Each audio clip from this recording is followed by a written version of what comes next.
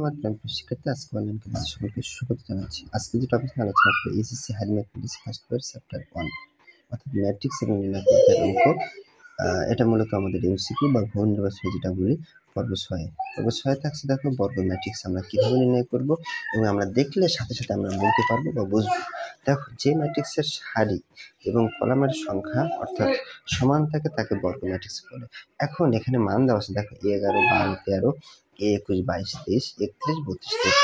এখন যদি তোমরা ধরে নাও স্যার এই যেটু দেওয়া আছে 11, 21, 23 এটা আমরা ধরে নেবো অর্থাৎ সারি, আর এই পাশের যে মানগুলো আমরা ধরে নেবো কলাম 11, 12, 13। ওকে, ধরে নাও, কোনো সমস্যা নেই।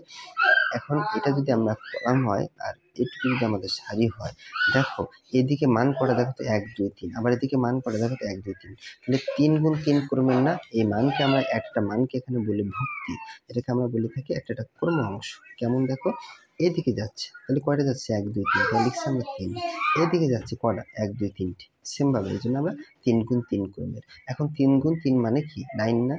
এটা যদি 9 হয় গুণে দেখবা 1, 2, 3, 4, 5, 6, 7, 8, 9। ওকে, সহজ হিসাব। তাহলে 3 গুণ 3 ক্রমের অর্থাৎ এক কথা উত্তর আমার 9, কিন্তু ক্রমের কথা বলছি। আমরা এক কথা লিখবো 3 গুণ 3 ক্রমের, আর অর্থাৎ সারি এবং কলাম যেহেতু সমান, মানে দুইটা সমান, এই জন্য আমরা লিখব বর্গ ম্যাট্রিক্স। ওকে, ধন্যবাদ সকলকে। নেক্সট ভিডিওতে দেখা হবে।